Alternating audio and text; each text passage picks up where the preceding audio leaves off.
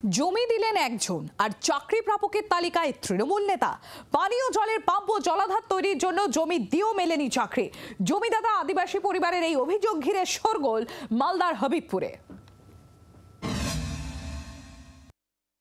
জমির পরিবর্তে চাকরি, মানে জমিটা দাও আর চাকরিটা পরিবার দুটো লোকে দিবে। এখন আমাদের চাকরিও পাইনি আর আমাদের সঙ্গে কোনো যোগাযোগও করে না।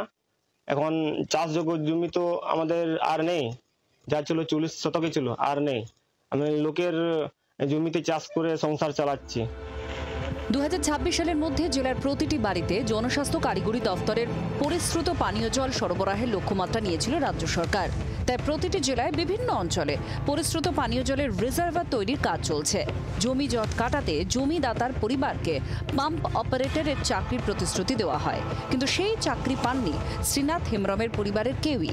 চরম আর্থিক সংকটে ওই পরিবার। পয়সা নাই, তাই জন্য মাঠে কাজ করা হচ্ছে।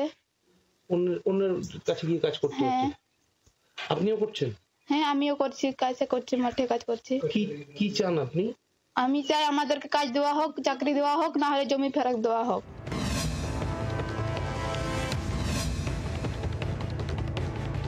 নিয়মকে বুড়ো আঙুল দেখিয়ে জমিদাতাকে বঞ্চিত করে দলের সদস্যকে চাকরি দেওয়ার চেষ্টার অভিযোগ।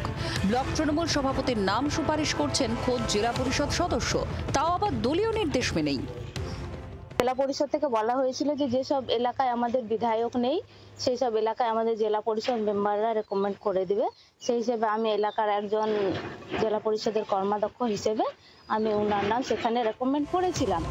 যদিও তার বিরুদ্ধে ওঠা সব অভিযোগ ভিত্তিহীন বলে দাবি ব্লক সভাপতির। অভিযোগটা ভিত্তিহীন, এটা মিথ্যা। কারণ শ্রীনাথ হেমব্রমের যে জমিতে পিএইচই বসানো হয়েছে, এটা সম্পূর্ণ জনকল্যাণ কারিগরি দপ্তরের তরফ থেকে সেটা বসানো হয়েছে, এবং সেই দপ্তরে কাকে কাজ দিবে না দিবে এটা সম্পূর্ণ ডিপার্টমেন্ট জানবে। ঘটনায় আসরে নেমে আদিবাসীদের বঞ্চনার অভিযোগে শাসক দলকে কটাক্ষে বিঁধেছে গেরুয়া শিবির। আদিবাসীদের স্বার্থে তৃণমূল অনেক বড় বড় কথা বলছে, কিন্তু বাস্তবে আদিবাসীর জমি, আদিবাসীদের অধিকার সেটা যেভাবে অন্যায্যভাবে কেড়ে নিচ্ছে, এটা খুব দুর্ভাগ্যজনক। যদিও এই আদিবাসী পরিবারকে দ্বিগুণ জমি ফেরত দেওয়া হয়েছে বলে জানান স্থানীয় তৃণমূল নেতৃত্ব।